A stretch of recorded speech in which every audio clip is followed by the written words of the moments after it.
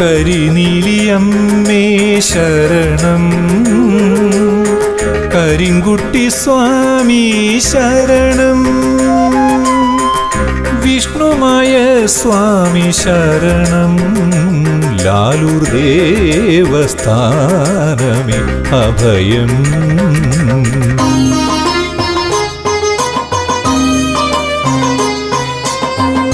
ക്ഷിപ്രപ്രസാദിയായ ലാലൂരിലമരും ശ്രീ കരിങ്കുട്ടി സ്വാമി, കഷ്ടനഷ്ടങ്ങളിൽ തുണയായി മരുവും ശ്രീ വിഷ്ണുമായ സ്വാമി, ശ്രീ വിഷ്ണുമായ സ്വാമി.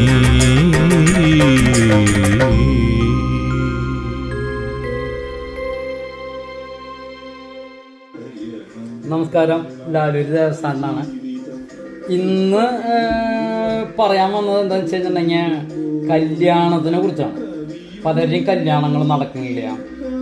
46 വയസ്സായി, എന്നിട്ടും പെണ്ണുകൾ ഒരുപാട് കണ്ടു, എല്ലാം മുടങ്ങി പോവുക, മുഹൂർത്തം വരെ എത്തും എന്നിട്ട് മുടങ്ങി പോവുക, സ്ത്രീകളായാലും പുരുഷന്മാരായാലും.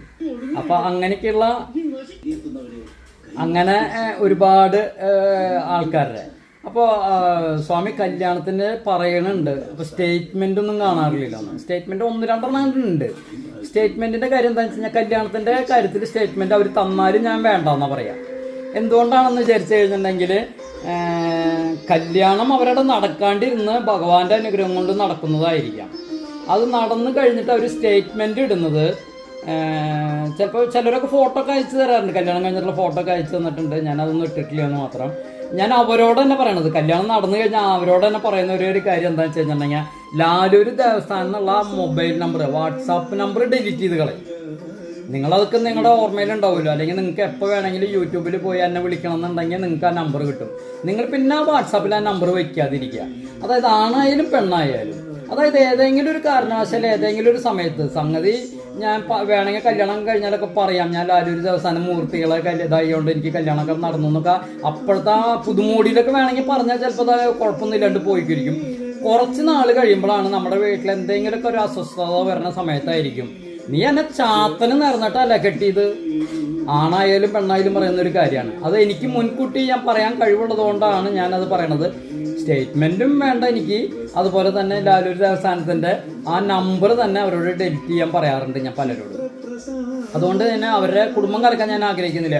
സ്വാമിയായിട്ട് ചേർത്ത് വെച്ചത് സ്വാമിയുടെ പേര് കൊണ്ട് തന്നെ കലയിക്കാനായിട്ട് ഞാൻ ആഗ്രഹിക്കുന്നില്ല. അതുകൊണ്ട് തന്നെ കല്യാണത്തിൻ്റെ സ്റ്റേറ്റ്മെൻറ്റുകൾ ഞാൻ വാങ്ങിക്കാറില്ല. എന്നാലും എനിക്ക് കുഴപ്പമില്ല എന്ന് പറഞ്ഞിട്ടുള്ള തന്നിട്ടുള്ള ഒരാളുടെ, കാസർഗോഡുള്ള ഒരാളുടെ സ്റ്റേറ്റ്മെൻറ്റ് ഞാൻ ഇട്ടിട്ടുണ്ട്. അതും 46 വയസ്സായിട്ട് കല്യാണം നടക്കില്ല എന്ന് പറഞ്ഞിട്ട്, അതും മുടങ്ങിപ്പോയ കല്യാണം തന്നെ നടത്തി കൊടുത്തൊരു ചരിത്രം സ്വാമിക്കുണ്ട്.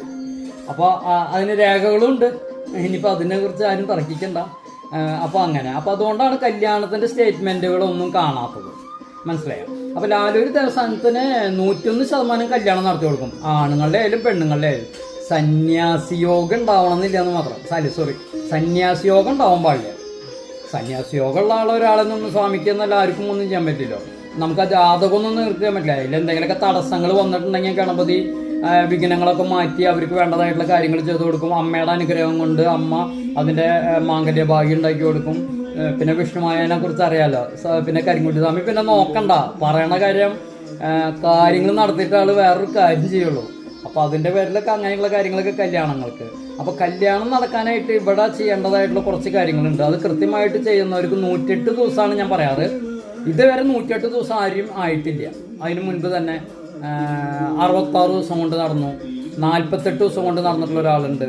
പിന്നെ 57 ദിവസം തോന്നണം, 57 ദിവസത്തിനുള്ളിൽ നടന്നിട്ടുള്ളവരുണ്ട്. പിന്നെ അങ്ങനെ ഒരുപാട് പേരുണ്ട്. അപ്പോൾ കല്യാണത്തിൻ്റെ ഞാൻ സ്റ്റേറ്റ്മെൻറ്റ് ഇങ്ങനെ വാങ്ങിക്കാത്തതുകൊണ്ട് എനിക്ക് കൃത്യമായിട്ട് ഞാൻ ഓർമ്മിച്ച് ബുക്കൊക്കെ വെച്ച് എഴുതിയെടുത്ത് ഞാൻ നിങ്ങളോട് പറയണം. അതിനുള്ള സമയമല്ല, പെട്ടെന്നൊരു വീഡിയോ ഇടാൻ തോന്നിയതാണ്. അതായത് കല്യാണത്തിനെ കുറിച്ച് നല്ലൊരു ചോദ്യം വന്നപ്പോൾ ഞാനൊരു വീഡിയോ ഇടുന്നതാണ്. അപ്പോൾ ഇവിടുത്തെ 108 ദിവസമാണ് ഞാൻ പറയാറ്. 108 ദിവസം ഞാൻ പറയുന്ന കാര്യങ്ങൾ കൃത്യമായിട്ട് ചെയ്യുന്ന ഒരാൾക്ക് കല്യാണം നടത്തും. 101% കല്യാണം നടക്കും. അതിനൊന്നൊരു മാറ്റമില്ല. അതിലാദ്യം എന്താ ചെയ്യേണ്ടതെന്ന് വെച്ചിട്ടുണ്ടെങ്കിൽ ഗണപതിക്കാണ്. ഇതൊക്കെ അതിൻ്റെ ഒരേ പാർട്ടായിട്ട് തുടങ്ങാം. ഗണപതിയുടെ കാര്യം ആദ്യം പറയാം. ഗണപതിക്ക് 18 നാരങ്ങമാല ദിവസം ചാർത്തി പ്രാർത്ഥിക്കണം. അതായത് ഇവിടുത്തെ ഗണപതിക്ക് മാല ചാർത്താൻ അവർക്ക് വന്ന് പ്രാർത്ഥിക്കാൻ പറ്റുന്നവരാണെങ്കിൽ വന്ന് പ്രാർത്ഥിക്കുക, അല്ലെങ്കിൽ അതിനുള്ള കാര്യങ്ങൾ നമ്മളിവിടെ ചെയ്യും. വന്ന് ഇവിടെ ഇരുന്ന് നാരങ്ങമാല അതിൻ്റെ ഞാൻ പറയുന്ന മന്ത്രം ജപിച്ച് 18 ദിവസം ചാർത്താൻ പറ്റിയാൽ അത്യുത്തമം. അല്ല, ചിലവർക്ക് ഇനി ഗൾഫിലിരുന്ന് കല്യാണം കഴിക്കണം എന്ന് പറഞ്ഞിട്ടുണ്ടെങ്കിൽ അവർക്ക് ഗൾഫിൽ നിന്നും 18 ദിവസം കൊണ്ട് വന്ന് നിൽക്കാൻ പറ്റില്ലല്ലോ. അപ്പം അങ്ങനെയുള്ള കാര്യങ്ങൾ അത്. അപ്പം അതാണ് ഉത്തമം. പിന്നെ അല്ലെങ്കിൽ നമ്മൾ മാല ചാർത്തി മന്ത്രം ജപിച്ച് അവർ അതിനനുസരിച്ചുള്ള മന്ത്രം നമ്മൾ പറയുന്ന സമയത്ത് അവിടെ മന്ത്രം കാര്യങ്ങളൊക്കെ ആയിട്ട് അതിൻ്റെ ഉപചാരപൂർവ്വമായിട്ടുള്ള കാര്യങ്ങളൊക്കെ ചെയ്ത് പോവുകയാണെങ്കിൽ അങ്ങനെ ചെയ്യണം. അപ്പോൾ ഗണപതിയുടെ കാര്യം അതാണ്. 18 നാരങ്ങമാല ചാർത്തി അത് കഴിഞ്ഞിട്ട് ഒരു ചെറിയൊരു ഗണപതി ഹോമം.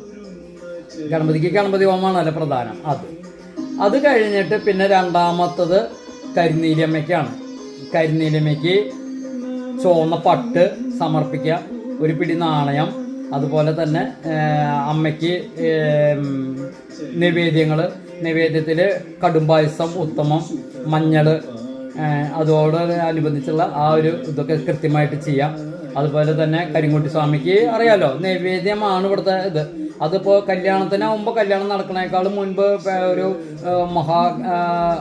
ഇതൊന്നും നടത്താനായിട്ട് നിവേദ്യകർമ്മം ചെയ്യാന്ന് പറഞ്ഞാൽ വലിയൊരു എമൗണ്ട് ആവും. അപ്പോൾ അതൊന്നും വേണ്ട. അപ്പോൾ അവരുടെ ഒരു വിശ്വാസപൂർവ്വം അവർ യഥാശക്തി സ്വാമിക്ക് ഒരു നിവേദ്യ കലശം കൊടുക്കുക. വിഷ്ണുമായിക്കും കരിങ്കുട്ടി സ്വാമിക്കും നിവേദ്യ കലശം കൊടുക്കുക. പിന്നെ ഗുരുനാഥന് അതൊക്കെ അതിൻ്റേത് നിവേദ്യ കലശം നടത്തണോണ്ടിപ്പം തന്നെ അതൊക്കെ പോവും.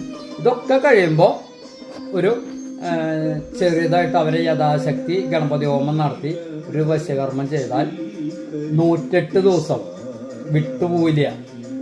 108 ദിവസം ആവില്ല, വിട്ടുപോവില്ല എന്നല്ല, 108 ദിവസം ആവില്ല. അതിന് മുൻപ് തന്നെ കല്യാണം 101% നടക്കും. അതാണായാലും പെണ്ണായാലും പ്രായമായാലും പ്രായമില്ലെങ്കിലും ഇതൊക്കെ അതിൻ്റെ ഇതിൽ നടക്കും 101%. ഇത് കുറേ നാളായി പലരും ചോദിക്കുന്നു സമയത്തിൻ്റെ പിന്നെ കല്യാണത്തിൻ്റെത് ഞാൻ ഇടയ്ക്കിടയ്ക്ക് പറയാറുണ്ട്. അപ്പോൾ എന്ന് ചോദിച്ചപ്പോൾ എല്ലാവരും അറിവിലേക്ക് ആയിട്ടാണ് ഈ ഒരു സമർപ്പണം. അത് യഥാശക്തി ചെയ്യുക, അല്ലാണ്ട് അതിനിപ്പോൾ ഇത്ര രൂപയുടെ കർമ്മം ചെയ്യുക. ഇനിയിപ്പോൾ അത് ചോദിച്ചിട്ടൊന്നും വരരുത്. അതാണ് യഥാശക്തി എന്ന് പറയണത്. ഇനി യഥാശക്തി എന്ന് പറഞ്ഞാൽ ഞാൻ അതും പറയാം. യഥാശക്തി എന്ന് പറയുന്നത് അവരവർക്ക് പറ്റാവുന്ന രീതിയിലുള്ള നിവേദ്യ കലശം. അതായത് പൂർണ്ണമായിട്ടുള്ള ചെറിയൊരു നിവേദ്യ കലശം എന്നൊക്കെ പറഞ്ഞാൽ ഞാൻ ലിസ്റ്റ് ഇട്ടിട്ടുള്ളതാണ്. 40,000-40,000 രൂപയുടെ മുകളിൽ സാധനങ്ങൾക്ക് മാത്രം 36,000 രൂപയുടെ സാധനങ്ങൾ മാത്രം വേണം. മദ്യം, കള്ള്, ഇതൊക്കെ ആയിട്ട്. അപ്പോൾ അതൊക്കെ പെട്ടെന്ന് എന്താവില്ലോ. കല്യാണം നടത്തി കഴിഞ്ഞാൽ അതിനനുസരിച്ച് സ്വാമിക്ക് തിരുവാഭരണം അതിനുള്ള കാര്യങ്ങളൊക്കെ കൊടുക്കുക. നടന്നു കഴിഞ്ഞിട്ട് നടക്കാത്ത കല്യാണം നടന്നിട്ട്, അല്ലാണ്ട് നാളെ നടക്കാൻ പോണ കല്യാണത്തിനൂടെ വന്നിട്ട് ഒന്നും ചെയ്യണമെന്നല്ല പറഞ്ഞത്. നടക്കാണ്ടിരുന്ന കല്യാണം നിങ്ങൾക്ക് നടന്ന് കിട്ടണമെങ്കിൽ സ്വാമിക്ക് അതിന് വേണ്ട തിരുവാഭരണം അതിനനുസരിച്ചുള്ള കാര്യങ്ങളൊക്കെ നടന്നു കഴിഞ്ഞാൽ കൊടുക്കുക. നടക്കണേക്കാളും മുൻപ് യഥാശക്തി ഗണപതിക്കും എല്ലാ മൂർത്തികൾക്കും കൊടുത്താൽ 101% ഒരു മാറ്റം ഉണ്ടാവില്ല. ലാലൊരു ദിവസം കരിങ്കുട്ടി സ്വാമിയുടെ എല്ലാവരുടെ അനുഗ്രഹം നിങ്ങൾക്ക് എല്ലാവർക്കും ഉണ്ടാവട്ടെ. കല്യാണം മംഗളകരമായിട്ട് നടക്കാനുള്ള എല്ലാ കാര്യങ്ങളും സ്വാമി ചെയ്തു തരട്ടെ. നമസ്കാരം, നന്ദി.